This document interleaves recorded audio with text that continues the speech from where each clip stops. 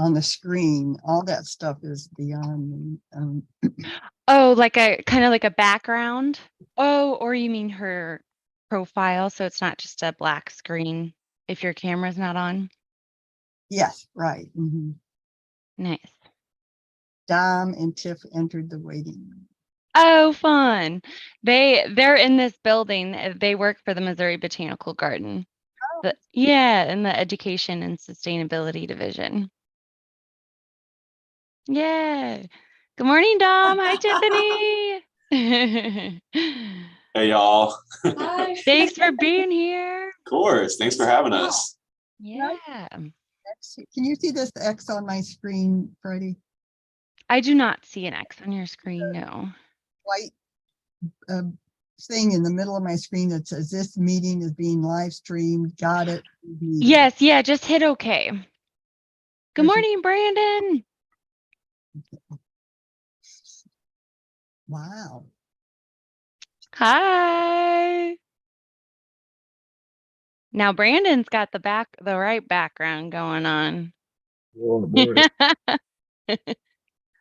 That's beautiful, Brandon. I needed to pick me up for these gloomy days. So I needed a little sparkle. That's my dream since I was a child, to see that in person. It's got to be absolutely mind-boggling. Have you seen it in person? I have. Wow. Okay, well, Susan, it is 10:02, so let's go ahead and get started. This is great. Thanks, Freddie. Welcome, everyone, to today's coffee break. Settle in, get a cup of coffee. I'm Susan Armstrong. I'm a member of the Education Committee. We're excited to feature this networking opportunity with our Missouri Gateway chapter of the U.S. Green Building Council. Today, we have some members and non-members of our chapter, so thank you for joining us. Our chapter, like many nonprofits throughout the company, rely on funding, and the biggest source is through our membership. If you aren't already a member, please consider joining. Upcoming events, we are also currently accepting submissions for our call for proposals. Our next coffee breaks is the third Friday, December 16th, 2022, discussing Brentwood Bound. 1 year later, a follow-up discussion on the stormwater management and community green space project. After the July 2022 unprecedented rainfall, plus save the date for our annual State of the Council, Monday, January 30th, 2023. The goal of our coffee breaks is to provide an opportunity for our community to engage in conversational hot topics over a cup of coffee in a short 30-minute break. Our theme for today's conversation is preserving the land and grounded Indigenous values. I'm excited to introduce our guest, Dr. Carol Diaz-Granados. Say it again for me, Carol. It's Granados. Granados, RPA, Research Associate Professor of Anthropology, Washington University in St. Louis, and Jim Duncan, who served as the director of the Missouri State Museum, exhibits directors for the Missouri Department of Conservation. His ancestry includes Osage, Cherokee, French, and Scott Irish. On a brief personal note, I met Carol and Jim when University City was researching the origins of the street names right after the George Floyd incident. We wanted to understand the story that we were telling structurally and passively to our citizens. We spoke to many experts, African-American, Jewish American experts, and we were very fortunate to understand the story of the land stewards of this area from Jim and Carol. We always start our meetings with a land acknowledgement. I would keep up with that tradition. As we gather today, we acknowledge that this land is the traditional territory of the Osage Nation and the Illinois Confederacy, which includes the CAHOKIA, Peoria, and Illini peoples. We therefore pay our respects to the elders, both past and present. Jim and Carol? Okay. Freddie, do you have to bring that up? Freddie, you're on.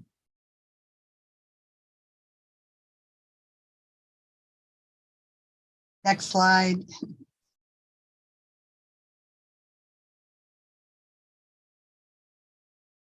This is our land acknowledgement. We go back to when the Osage were the only ones in control, and they were in control. Next slide, since Susan already read a land acknowledgement. Okay, I'm going to read a little bit so I don't wander. It's difficult to talk about Missouri and the Osage without referencing CAHOKIA Mounds in Illinois, just 15 minutes from downtown St. Louis. And I trust all of you have been there. Of course, the museum is closed right now, and it will be, I understand, for another year or so. They're really behind in fixing it. CAHOKIA was a city of 10 to 20,000 inhabitants. As you probably know, Marquette and Joliet encountered the Osage in 1673 near the confluence of the Missouri and Mississippi rivers. And there was an almost mirror image. Oh, also there was almost a mirror image of CAHOKIA, all those mounds on the St. Louis riverfront. A lot of people don't know that. In the 1800s, all the mounds were taken down to be used for landfill for the railroad. Next slide.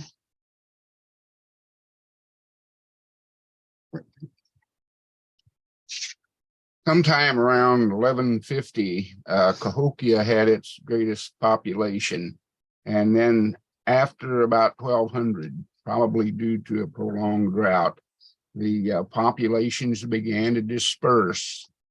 And we've got this dispersal map, and you can see that the original inhabitants of this confluence area broke up into 5 distinct groups.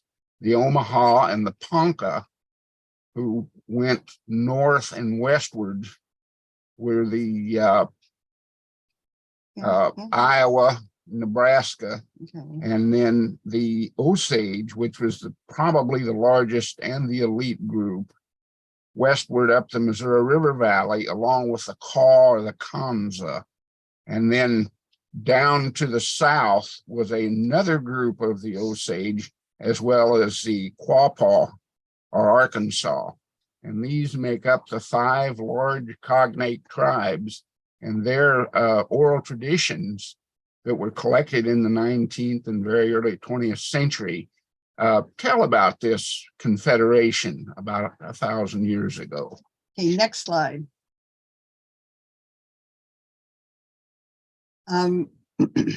The Osage were the strongest, and as Jim said, elite of these 5 indigenous groups. And I threw this in because some of you might know they were invited to the 1904 St. Louis World's Fair, also known as the Louisiana Purchase Exposition. The literature recounts that the men were the tallest of the men of the visiting tribes, and they were even taller than the Patagonian giants from Argentina. Again, the 5 cognate tribes that we believe made up the large 10 to 20,000 population of CAHOKIA were the Osage, Omaha, Ponca, Quapaw, and Kanza or Kaw. Next slide. Here you see depictions of the Osage from the 1830s by George Catlin. And on the on your left, as you view the screen, you see the 3 very tall young men.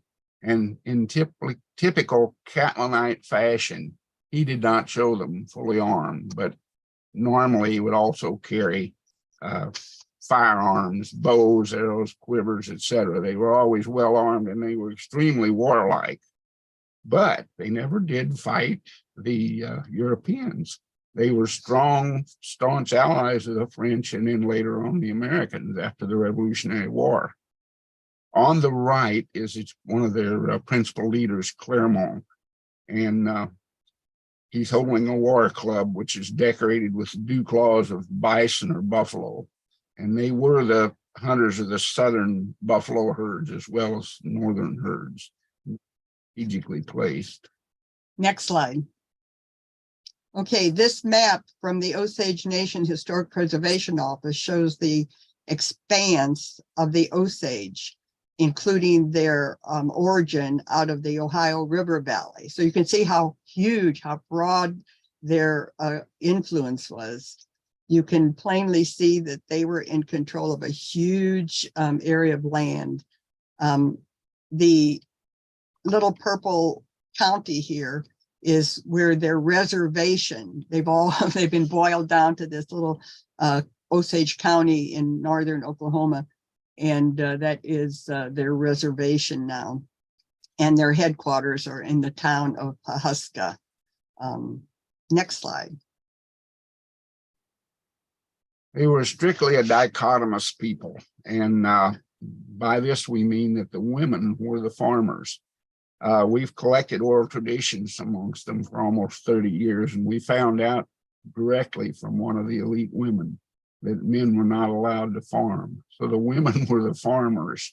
And it's interesting because they were very complex. They did companion planting, which we do not do. They had water gardens, which we do not have. They multi-cropped their gardens, and they also surrounded them with indigenous fruit and nut trees. Very complex system, and we're just now beginning to understand it a little bit. But they were rare, sedentary, buffalo hunting farmers, and very modern in their approach to land care too, and stewardship. Next slide, please. Here you see one of the characteristics of Osage land stewardship. They did a late winter burn, and Schroeder's work on this pretty well sets the stage that Missouri's environment at the end of the 17th century, when the French first saw it, was the result of this sort of stewardship over thousands of years, the Osage and their ancestors. And that is, this late winter burn perpetrates the prairie and also the yellow pine, short needle yellow pine forest of the Ozarks were both the responsibility of these people. Next slide. Next slide. Thank you. Picture Cave has been in the news for the past several months. We believe it's worth mentioning here. It is a sacred shrine of the ancestral Osage. Jim and I did research at this cave for about 20 years. And we brought the Osage to see it twice, and with some colleagues produced a book on Picture Cave. We hoped that the landowner would return it to the Osage Nation, but instead he had it put up for auction to the highest bidder last September 2021. The new owner is an absentee landowner, and the cave has been vandalized at least once since he bought it. The situation is so tenuous that the National Trust for Historic Preservation has placed Picture Cave on its top 11 list of most endangered sites in North America. It is without a doubt that Missouri needs to enact legislation to protect its sacred American Indian sites, all of them, including Picture Cave, from exploitation, vandals, and private ownership. Thank you. Thank you very much. Does anybody have any questions, and or would you want to look at our question? Susan? Yeah, I have a question. So we have these brave, strong, tall people who are land stewards and occupy the land.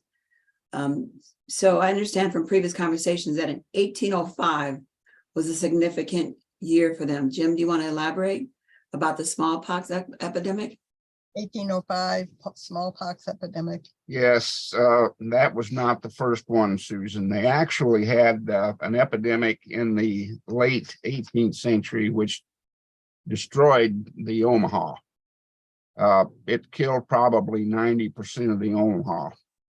And there's an interesting book out that Tom Hall's dad wrote. They think the Osage learned to do passive inoculation sometime in the early 19th century. There's pretty good evidence for that, though that by 1900, there were still about 2,300 of them left. But no, smallpox decimates these sedentary farming societies.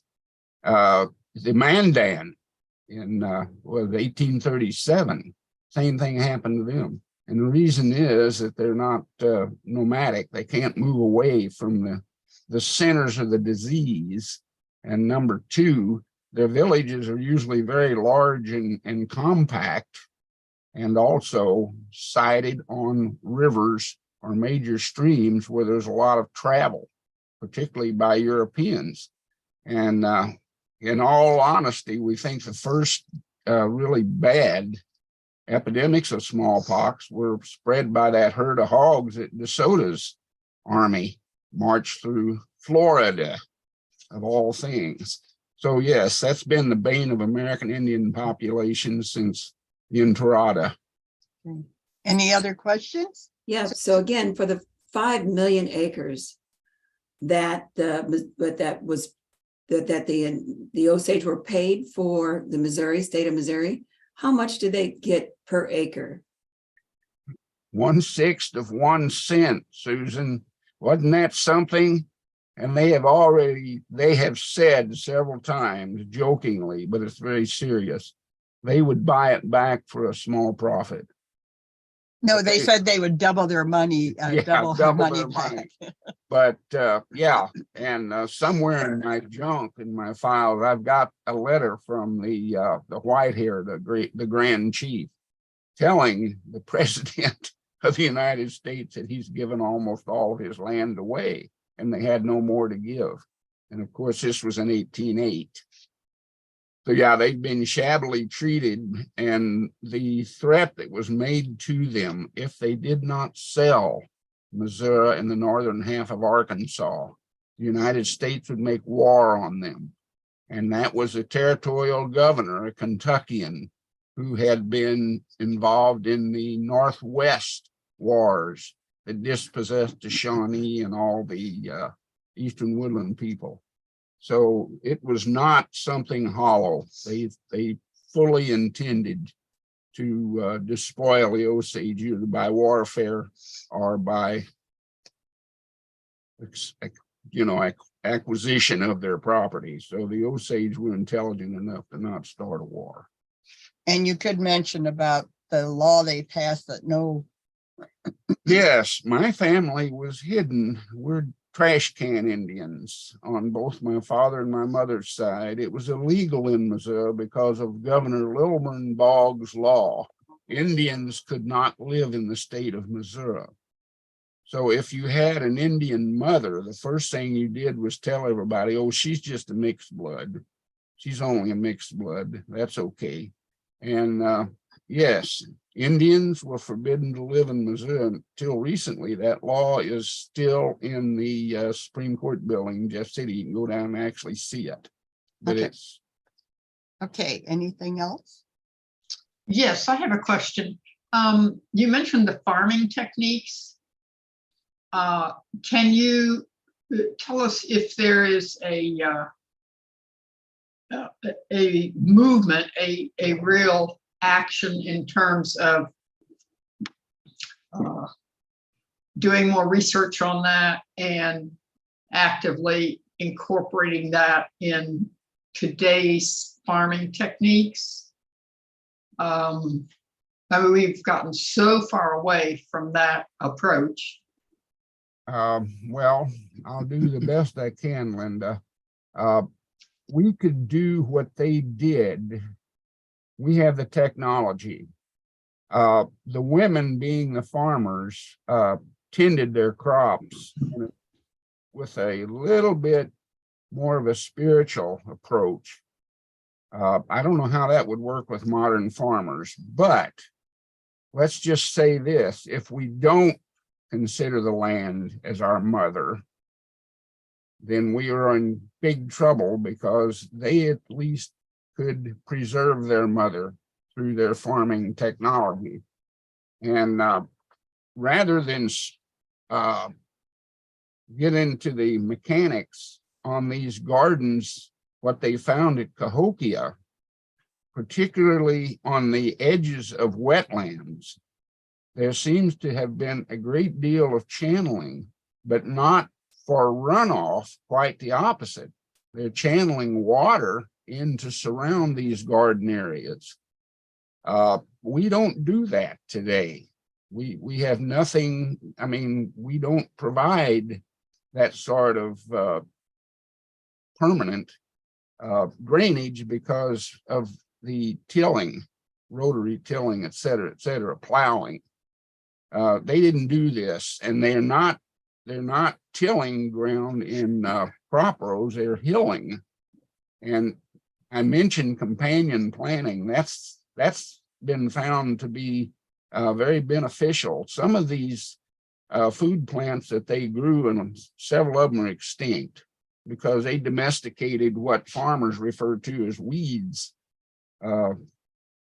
Their inventory was quite large, and maize was not the principal crop at CAHOKIA, nor did they have beans, but they had other plants that replaced them. And in companion planting, you have to harvest by hand, or, you know, I mean, those women made large harvest baskets. You can see them in Bodmer's prints, that famous print of the inside of a Mandan Lodge. Of course, they were Sioux speakers and were sedentary farmers, women being the principal farmers. And they had these huge gathering baskets on their backs. And the women also maintained the harvest, the preservation, the big earthen, almost like cellars, root cellars. All this was tied into their technology, and it's beyond our imagination. We don't know how to do that. We've lost all of that if we ever had it, and I doubt if we've had it. But they, as agriculturalists, you know, look at the plant inventory that we go in and see in just a grocery store. They were much more advanced than their European counterparts. So is there a way that this information you're referring to is available? Where can we find that information? Probably contact the chief's office in CAHOKIA and ask there. I don't know who is working on it now, but the farmer chief, Jim Gray's wife, was working on recreating the old agricultural ways. I don't know if she is still or if somebody else is doing that now, but they do a lot of farming there on the reservation. Where is that reservation? In CAHOKIA. Okay, in Oklahoma, right? In Oklahoma, not far. Right. Got it. Thank you. Go ahead. Do you have a question, Dom? I kind of want to talk about that question 1 that was put up there about returning like land, like should Missouri, it's on question 2, so I don't remember the exact wording, but it was about Missouri returning land to the Osage Nation. So I was with AmeriCorps St. Louis last year, and I think it was 2009, the Osage actually bought up that like last house on Sugarloaf Mound. And so I'm part Choctaw, and one of my staffers that was above me in AmeriCorps St. Louis was Alaska Native. And he actually had been reaching out or trying to get sort of a relationship with the Osage Nation if there was any like sort of like restoration or anything that AmeriCorps St. Louis could do to help. And so obviously I agree that it should be legally returned in some way or fashion to the Osage Nation. But on top of that, I think like the agencies like AmeriCorps St. Louis were they're state federal. So I think there's other ways that agencies like that can like step in, at least if the big federal government's not going to really be productive or at least accept some responsibility. I was like thinking that those at least smaller state federal agencies can also help out in whatever way possible that, you know, the Osage or whoever it may be needs help with, you know, basically returning the land or at least the assets of the land that was once theirs. That would be great, Dom, because I know talk to Andrea Hunter, Dr. Andrea Hunter in the Historic Preservation Office. The last time I was by there, the Sugarloaf Mound looked terrible. They paid, by the way, $400,000 for that mound, which is ridiculous. But people think because the Osage have oil that they're, multimillionaires and they can afford anything. That's sort of what happened too with Picture Cave. But yeah, talk to Andrea Hunter, because I'm sure they could use some help in maintaining that mound. If you don't have her contact information, email me and I can give it to you. Yeah. Thank you so much. If I don't know. Okay, before you close out, I want to mention that the book that was written, are any of you familiar with Killers of the Flower Moon? It was written by David Gran. It won awards. It's about the Osage murders, the Osage that were murdered for their oil holdings back in the early 1900s. It's an award-winning book. If you can get a hold of it, read it, or you can listen to it audio. Martin Scorsese has made a film about it, and it should be really sensational. It's coming out early next year. Well, I don't know how early, between February and May, they're going to release it. It was made earlier this year and last year. But Killers of the Flower Moon, you really need to see that and or read the book.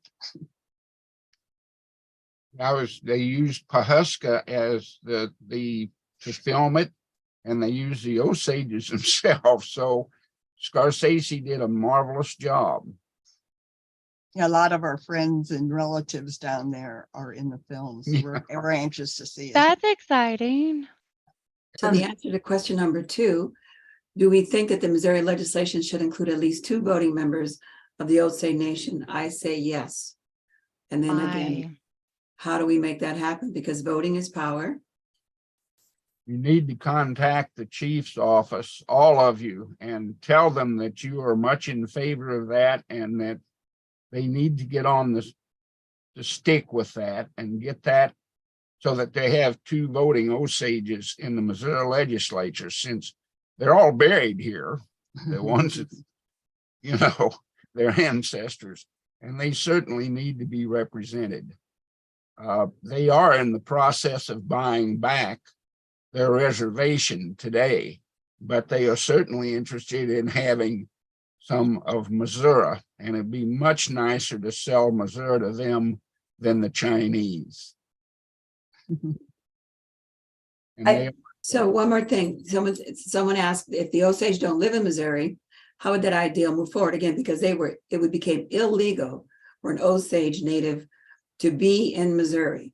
It was illegal for them to visit their ancestral lands.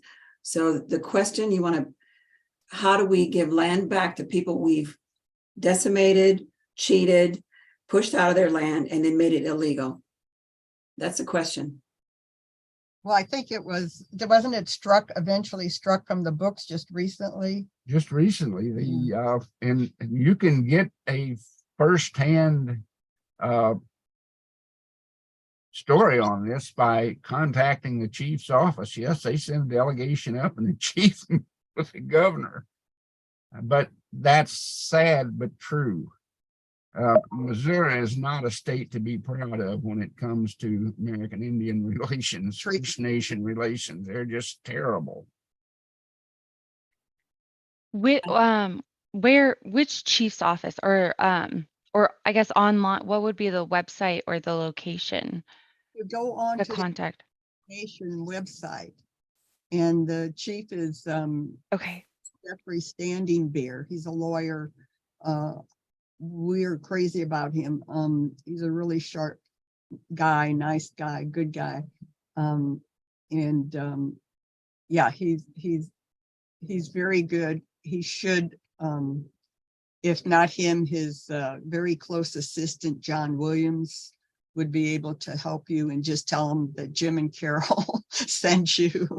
Yeah. We talked to John yesterday Jim talked to John yesterday on the phone. Yeah. So, Oh, fabulous. And I can send everybody a follow-up email with all this information too. Is that okay, Carol, to share your contact information with Sure. folks on the call? Thanks. the ideas on how to fix things, which won't be easy, but to fix things or ideas of like Dom said, to help with the I think it was Dom, to help with Sugarloaf Mound, Yeah. or even Picture Cave, because I know it's been vandalized and heaven only knows if it's even still there. We have no idea. Because it's off limits now. We were in and out of there for 20 years and now it's verboten. So we don't know if what's happening to Yeah. it. The property's posted. It's posted, so nobody can go. So we're 2 minutes over. So again, it sounds as though their practices of preserving the land and having civilized communities as the Osage Indians. So we have to respect the people as well as bring their practices as our own to prevent climate change and have a civilized, well community. Emily, do you have any last words? I do Anybody? not. Just thank you so much for to Jim and Carol for being part of this. We really appreciate your perspective and your time today. And thanks to everyone else for joining us.